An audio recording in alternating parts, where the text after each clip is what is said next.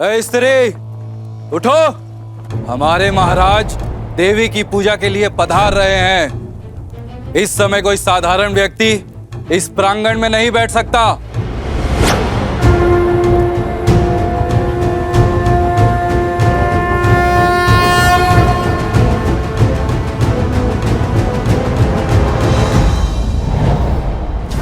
माता की दृष्टि में कौन साधारण, कौन असाधारण, सभी एक समान है और सभी को पूजा करने का अधिकार है। अभी मेरी पूजा संपन्न नहीं हुई है।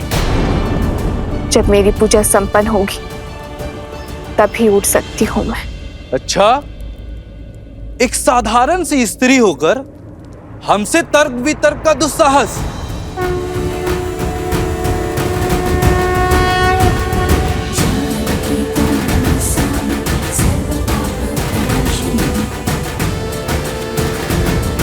साधारण कहाँ हूं मैं? माता त्रिपुरा सुंदरी की भक्त हूं मैं, और भक्ति के रंग में रंगा हुआ मन कभी साधारण नहीं हो सकता। क्या तुम नहीं जानती मैं किसकी बात कर रहा हूं? यहाँ के महाराज श्री धन्यमाली पूजा के लिए पधार रहे हैं और हमारे महाराज के अपमान का दंड तुम्हारे जीवन का अंत है। माता त्रिपुरा सुंदरी जगत जननी है, किसी राज्य की संपत्ति नहीं है। ये मंदिर मेरी माता का है और मैं यहाँ पूजा उनकी आज्ञा से ही करने आई हूँ। तुम्हारे राजा के आने से पहले मेरी पूजा संपन्न हो जाएगी और तब तक ये मंदिर मेरी माता का है।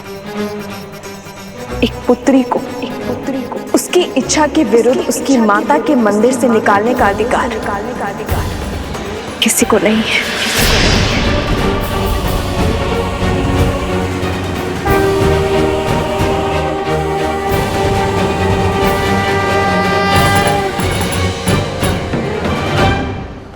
हमारे महाराज का इतना घोर अपमान। आज स्त्री ने आपका तिरस्कार किया है, कल पूरा समाज करेगा। ये पूजन और उद्दंडता दोनों रोकने होंगे हमें। सैनिकों, इस पूजा को रोको।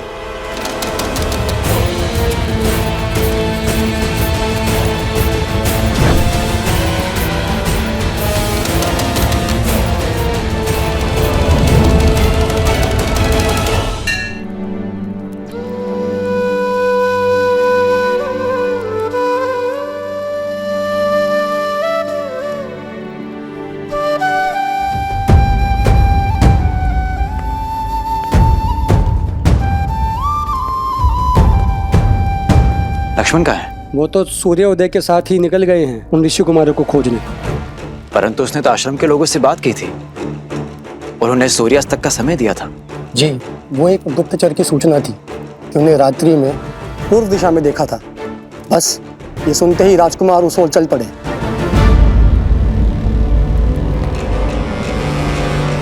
हे ईश्वर, ये क्रोध की अग्नि लक्ष्मण के विवेक को न लील जाए।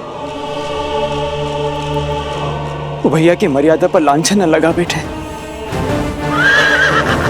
उन दोनों ऋषि कुमारों को मर्यादा धर्म का पाठ पढ़ाने का समय आ गया है। हनुमान जी, आपको बंदी तो बना दिया, किंतु हमारा हृदय अभी भी दुखी है।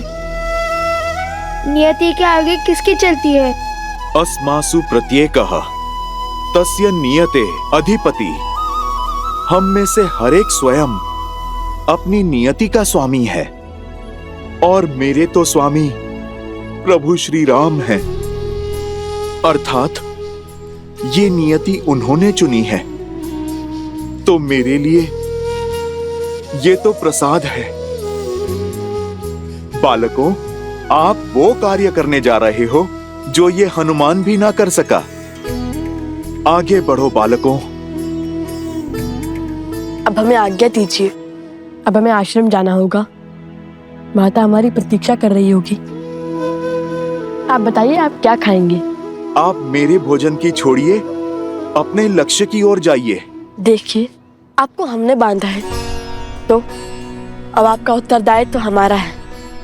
और अश्व, उसे आप यहीं छोड़कर जाओगे? हम साथ नहीं जाएंगे, एक एक करके जाएंगे। अब आप बताइए आप क्या खाएंगे? अच्छा, तो फिर ठीक है। मुझे तो अनेक वस्तुएं प्रिय हैं, जैसे कि खीर, मालपुआ, दही, मक्खन, केले, लड्डू। बस बस बस बस बस, आज के लिए इतना बहुत हुआ। अब शेष नीति कल। क्या हुआ? कोई है वहाँ? लक्ष्मण भैया?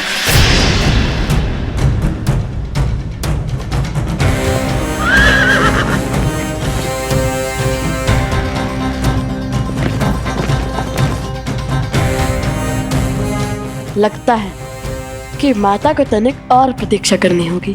और आप भी। अब राज अनुज से भेंट होने के पश्चात ही आपका भोजन आ पाएगा।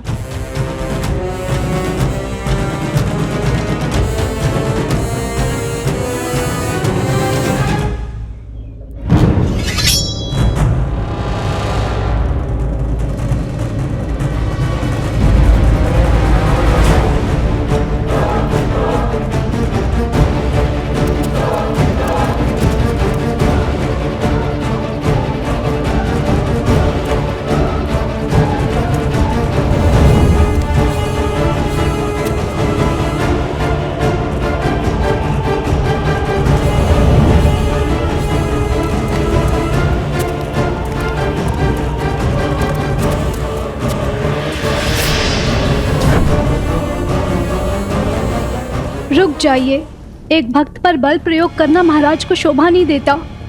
एक प्रयास हमें करने दीजिए, हम उन्हें बाहर लेकर आएंगे।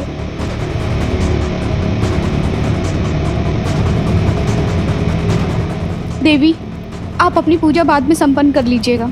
अभी आप चलिए, न जाने आज सैनिकों को क्या हो गया है, वो हिंसक हो रहे हैं। यदि मंदिर में कुछ अनर्थ हो गया तो आप ये नहीं चाहेंगी। चलिए माते,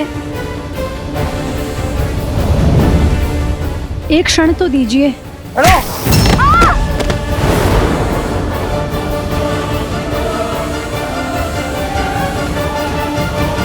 क्षमा करना माता। जानकी त्वां नमस्यामि सर्व पाप प्रणाशिनी।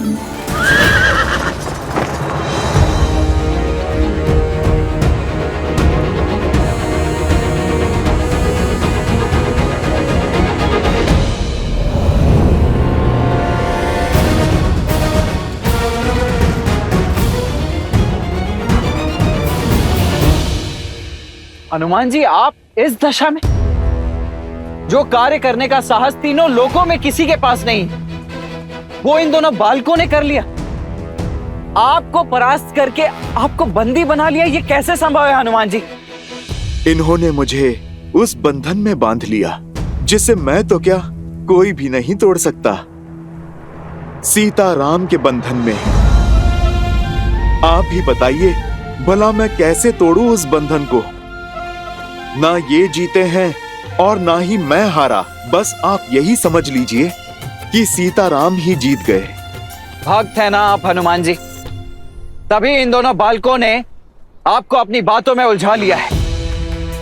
परंतु मैं अयोध्या का सेनापति हूं, और सेनापति होने के नाते मैं इन दोनों को अंतिम चेतावनी देता हूं।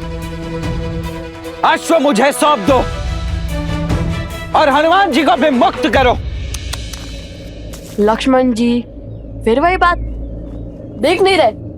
आपसे पहले हनुमान जी ने भी यही अटकी थी। हम अश्व नहीं देंगे। दे भी सकते हैं, किंतु पहले आपको एक कार्य करना होगा।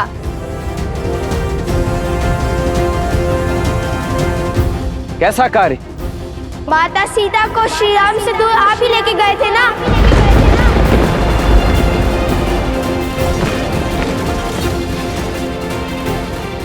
उन्हें महलों के सुख से वन के दुख में ढकेलने का दायित्व आपको ही मिला था ना? तो आपका ही दायित्व बनता है। माता सीता को खोजिए और श्री राम से मिलवाइए।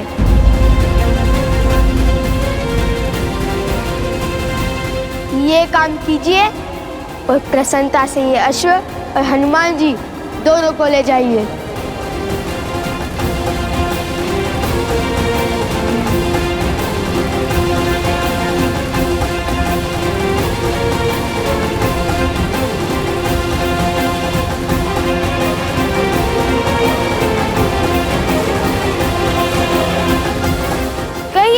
करेंगे हमारा ये कार्य। आप राजा हैं। लो, ये हमारे राजा को भी नहीं जानती, नहीं जानती कितने महान है हमारे महाराज। राजा वो होता है जो प्रजा का कष्ट दूर करे, ना कि उन्हें कष्ट दे। राजा प्रजा का सेवक होता है और जो स्वयं को प्रजा का स्वामी समझे वो राजा कहलाने का अधिकार खो देता है।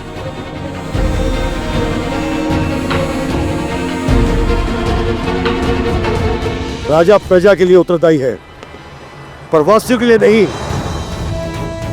तुम्हारी वेशभूषा और भाषा ये बता रही कि तुम मेरी प्रजा नहीं हो। हमारे राज्य के ना होकर हमारे राज्य के नियम तोड़ने का दुस्साहस किया। हमसे प्रश्न करके नारी की गरिमा तुमने भंग की। सैनिकों, बंदी बना लो इसे। रुक जाओ, रुक जाओ।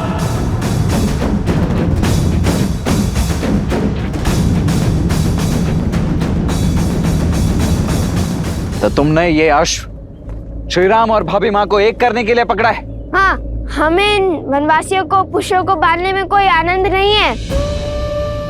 ये अश्व हमने पकड़ा है ताकि माता सीता समस्त संसार के सामने आए और श्री राम हमारे प्रश्नों का उत्तर दे कि क्यों माता सीता का त्याग किया उन्होंने।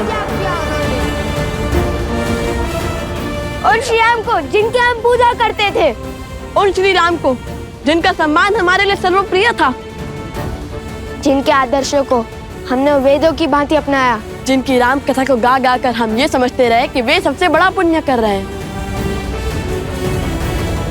हम उन श्री राम से पूछना चाहते हैं कि जिन देवी सीता ने उनके साथ 14 वर्ष काटे, रावण की संपन्नता को नकार दिया, जिन्होंने अपनी पवित्रता के प्रमाण के लिए स्वयं अग्नि परीक्षा दी, ऐसे प्रेम और समर्पण की मूर्त देवी सीता को क्यों ठुकरा दिया उन्होंने? क्यों त्याग दिया उन्होंने? बस, बस, बस करो और यह उद्दंडता इसी समय रोक दो। अच्छा, अब आपको हमारे प्रश्न उद्दंडता लग रहे हैं। जब माता कैकेयी ने श्री राम को वनवास भेजा था तब आप उनसे प्रश्न पूछने के लिए नहीं गए थे? क्या जब महाराज सुग्रीव भोग विलास में व्यस्त हो गए थे तब आपने उनके समक्ष धनुष नहीं उठाया था?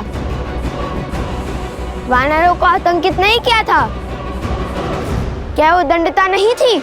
मैंने जो किया वो अपने भैया के लिए किया है, किंतु श्री राम से प्रश्न करने वाले तुम दोनों होते कौन हो? तुम्हारा श्री राम और देवी सीता से क्या संबंध है? जो अश्व रोकने का अधर्म और अपराध किया है तुमने।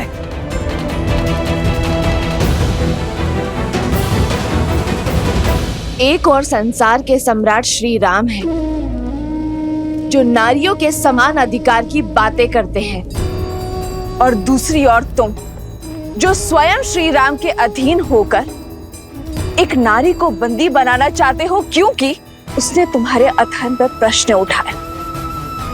सदा स्त्री के प्रश्न वो शस्त्र क्यों बन जाते हैं जिससे पुरुष का अहंकार घायल हो? क्यों आज भी पुरुष की दृष्टि में नारी निम्न है? स्मरण रहे, एक स्त्री की शक्ति और ध्वनि दबाकर कोई भी देश या राज्य आगे नहीं बढ़ सकता।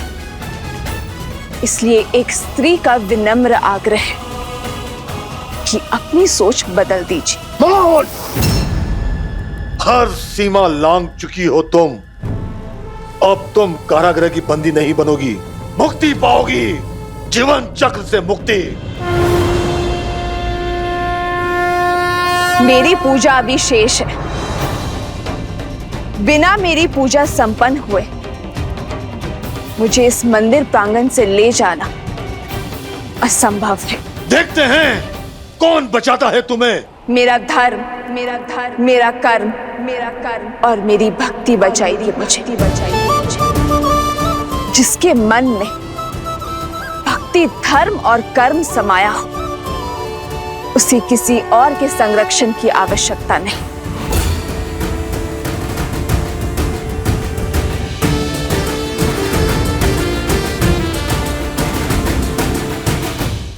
संबंध है, सीताराम हमारे माता पिता हैं।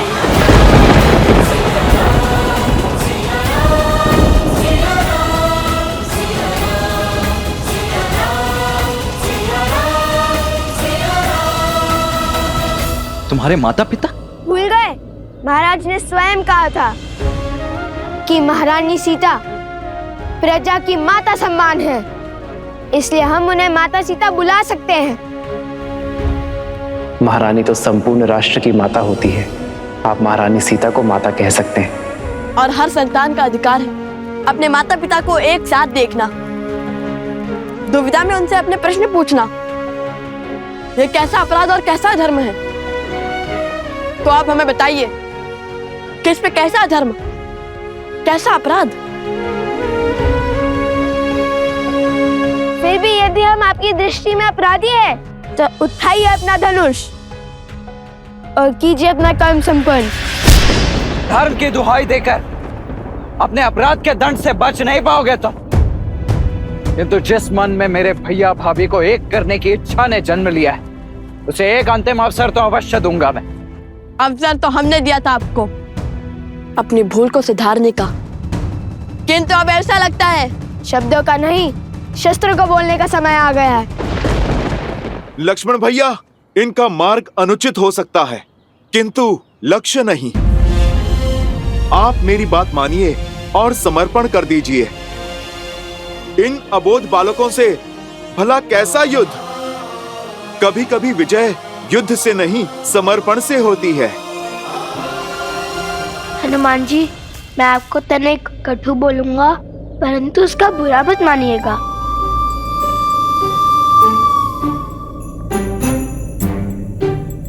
हनुमान जी, आप हमारे बंदी हैं और हमारी इच्छा के विरुद्ध नहीं बोल सकते।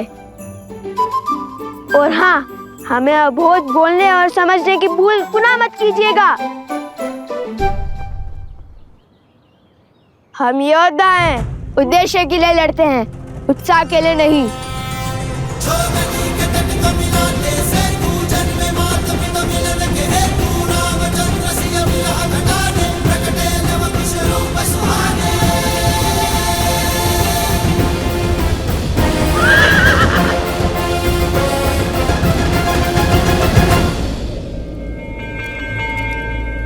जाओ, इसका अंत कर दो और संसार की स्त्री के लिए उसकी सीमा का उदाहरण सिद्ध करो।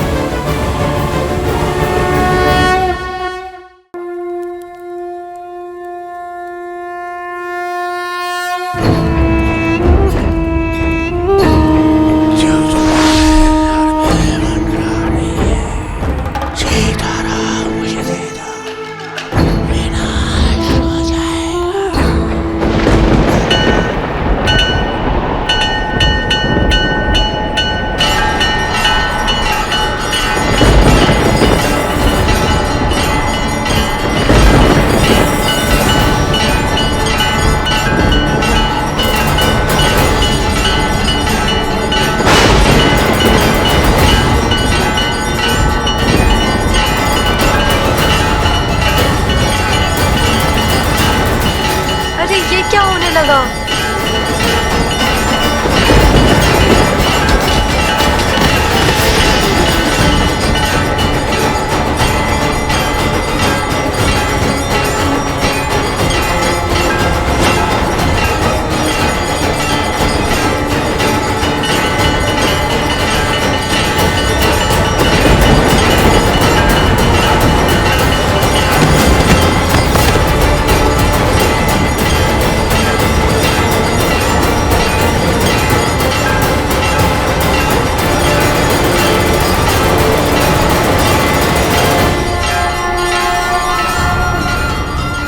धन्यवाद भूमि माता, आपके सहयोग के कारण मैं देवी त्रिपुरा सुंदरी की पूजा संपन्न कर पाई।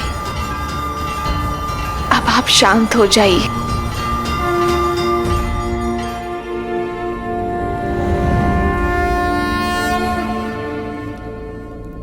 प्रतीत होता है किसी माता ने अपनी पुत्री की रक्षा की है।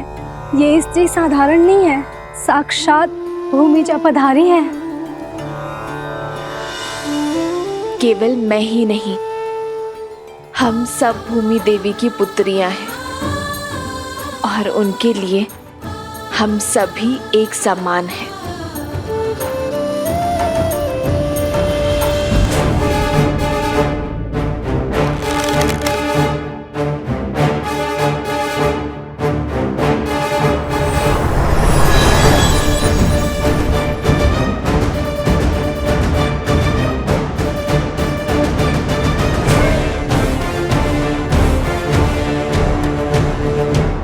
मैं तुम्हारे साहस से जितना प्रभावित हूं, उतना ही अधिक तुम्हारी उद्दंडता से क्रोधित भी हूं।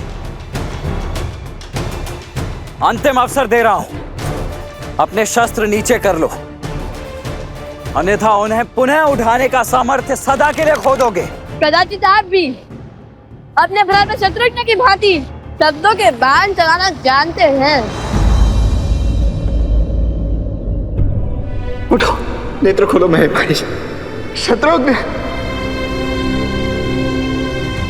उद्दंडियों, तुमने मेरे भाई शत्रुघ्न को मूर्छित किया ना? अब देखो।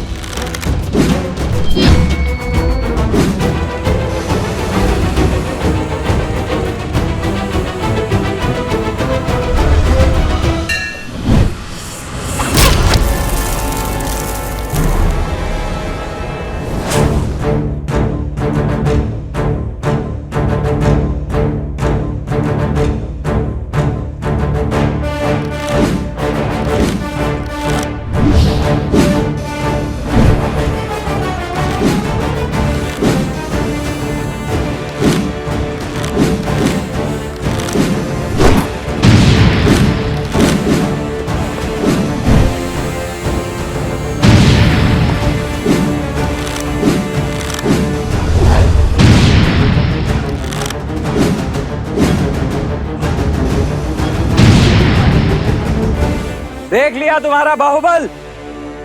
तुम्हारे ये तीर तो मुझे स्पर्श करने से पहले ही ध्वस्त हो जाएंगे। वो तो मेरे भैया श्री राम का आदेश है कि तुम दोनों के जीवन को कोई आघात ना पहुंचे, और उनका यह अनुज लक्ष्मण उनके किसी भी वचन को भंग नहीं कर सकता। इसीलिए अब बस बहुत हुई ये क्रीड़ा। चलो आज तो मुझे सौंप दो। अब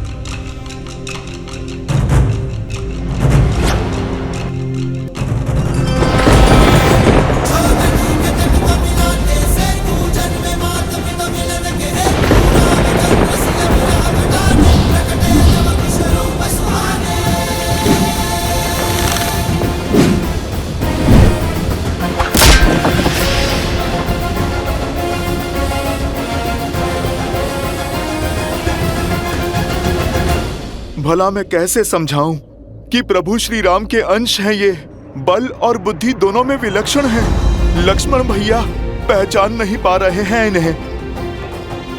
मैं ही बता देता हूं। लव और कुश अयोध्यापति श्री राम के पुत्र हैं, किंतु संसार को ये सत्य बताने का समय अभी नहीं आया। नहीं नहीं, मैं नहीं बता सकता। मैं लक्ष्मण भैया को कुछ नहीं कह सकता। लक्ष्मण जी, बुरा मत मानिएगा, किंतु क्रोध में मर्जी खो देते हैं आप, भूल कर देते हैं। क्या करें, स्वभाव क्यों बदलते हैं? पहले तो श्री राम की बात ना मानकर माता सीता को वन में अकेला छोड़ा है। वहाँ से रावण ने उनका अपहरण किया और फिर श्री राम की आज्ञा मानकर माता सीता को वन में अकेला छोड़ दिया। अपनी भूल से सीखते कहाँ हैं? केवल पुनः उसे दोहराते हैं। बहुत हुआ, बहुत हुआ। अभी तुम्हारी वाचालता को भंग करता हूं मैं।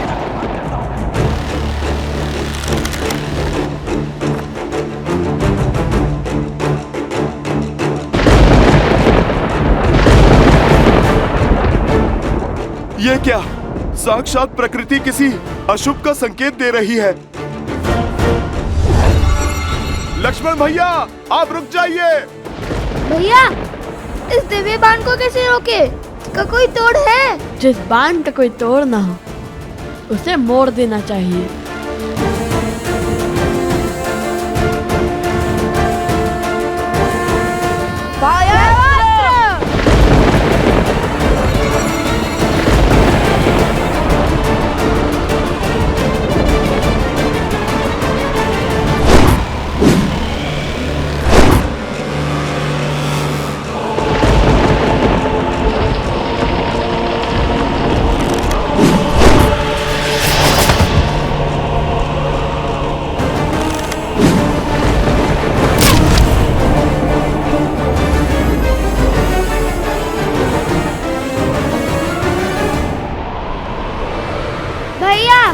मुझे कुछ दिखाई नहीं दे रहा है। मुझे भी कुछ।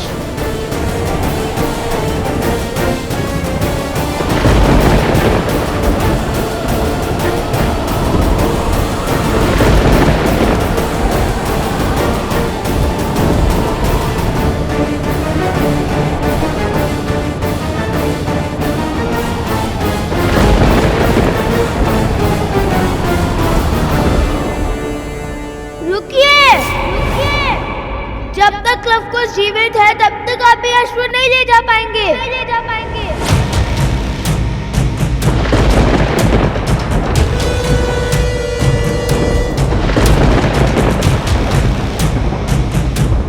हे प्रभु, क्रोध में लक्ष्मण भैया कोई पाप ना कर बैठे।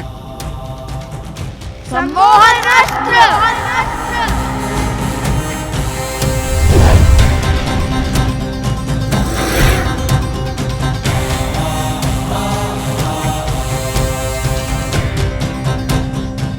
मैं तुम दोनों के सामर्थ्य का सम्मान करता हूं, परंतु अब तुम दोनों के हक के आगे विवश हो चुका हूं। वैसे सम्मोहन अस्त्र की काट है मेरे पास। अरुणास,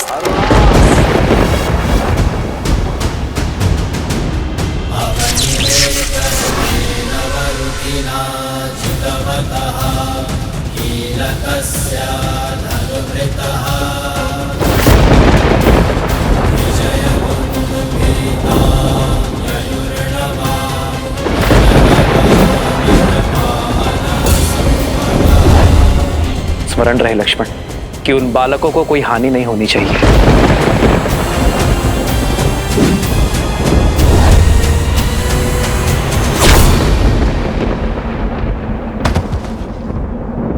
हो रघुकुल रीत सदा चलिया, प्राण जाए पर वचन न जाए। देख क्या रहे हो? अपना कर्तव्य निभाओ।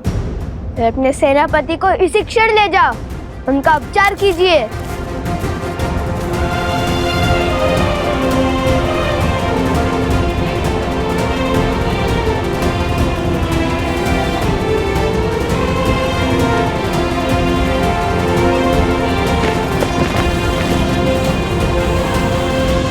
हे ईश्वर, क्षमा करें हमें। हमने प्रभु श्री राम के अनुज को अछेत किया है, किंतु माता सीता और प्रभु श्री राम के साथ के लिए हमें ये करना ही पड़ा।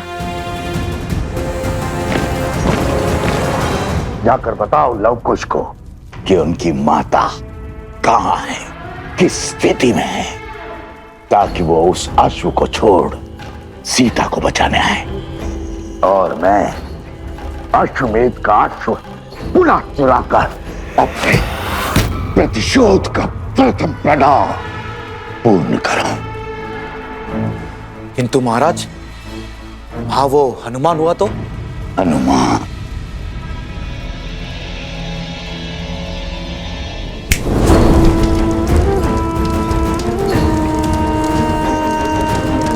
अकेले हैं वो दोनों। जाओ शीघ्रता करो, इससे पहले कि वो वानर लौट आए। जाओ।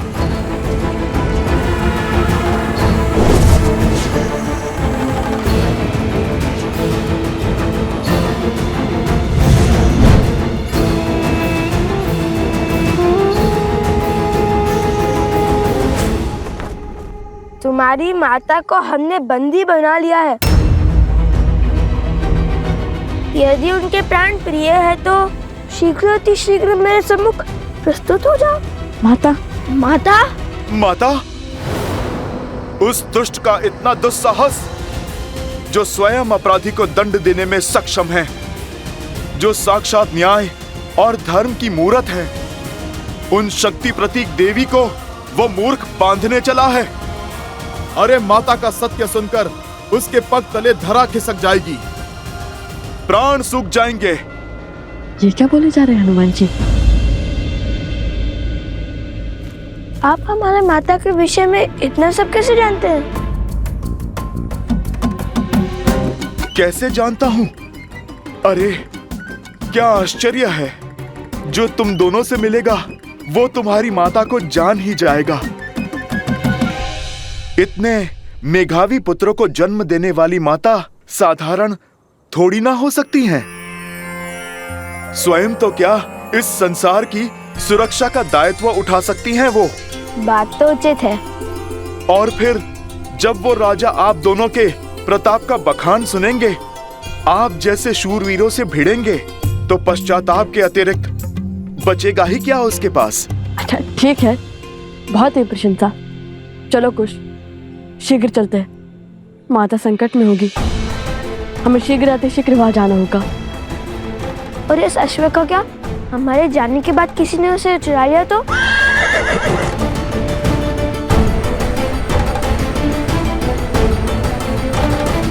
देवी, हम स्त्रियां हैं, पुरुषों से उलझना उचित नहीं है। आप हमारे साथ आइए, मंदिर के पिछले द्वार से निकल जाइए। आज आपकी चिंता ने मेरे चित्त को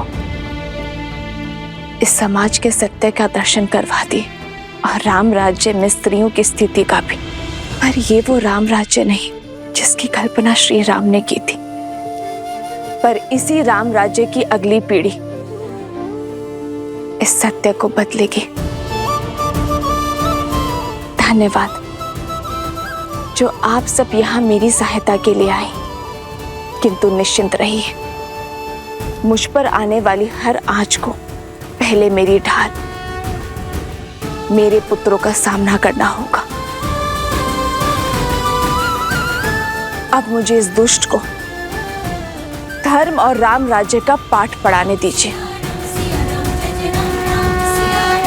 आप चिंता के बंधन में मत पड़िए, आप बस मुझे इस बंधन से मुक्त कीजिए और बस आज्ञा दीजिए।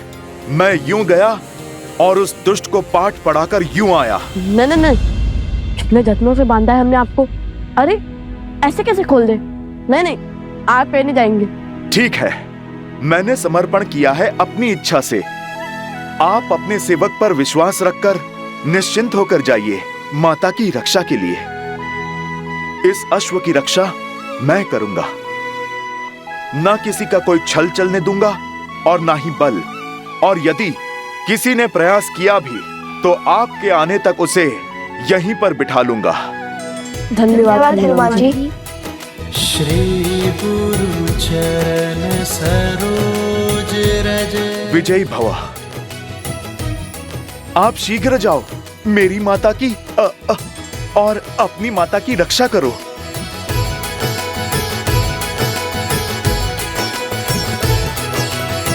हे प्रभु, ये विधि का कैसा विधान है। एक ओर माता विपदा में है और दूसरी ओर लक्ष्मण भैया और शत्रुघ्न भैया मूर्छा में हैं।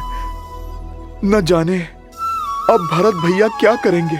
उन्हें कभी क्रोध में देखा ही नहीं, पर बल का ज्वार है वो। उनके धैर्य का ज्वालामुखी फटा तो प्रलय आ जाएगा।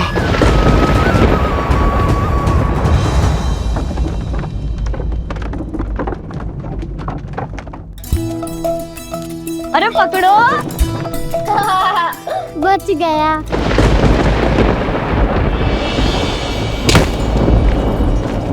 ये कैसी ध्वनि है? भागो, भीतर चलो। प्रतीत होता है बड़ी विपदा आने वाली है। ये वायु के वेग को चीरता हुआ किसका रथ आ रहा है?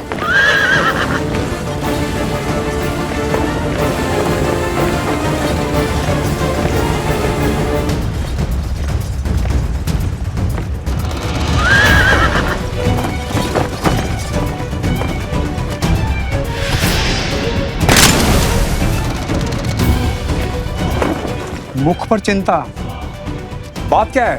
राजकुमार तो अशोक को लेने गए थे ना? अवश्य ही कुछ अशुभ घटा होगा, अन्यथा सदा धीरज रखने वाले राजकुमार भरत इतने व्याकुल नहीं होते।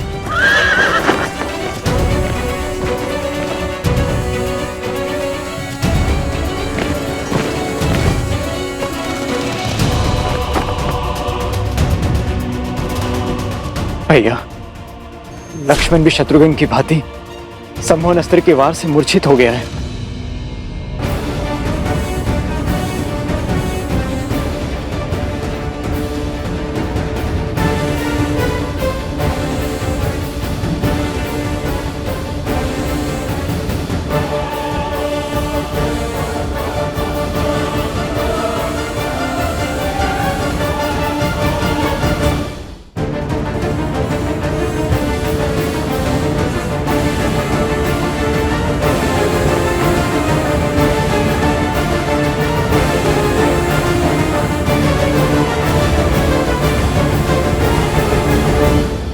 ये भी सम्मोहन अस्त्र के पास से ही बंधे हैं।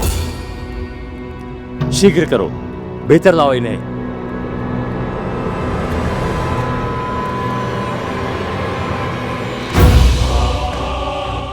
लक्ष्मण, उन बालकों के दुस्साहस ने उसे बलि चढ़ा दिया है।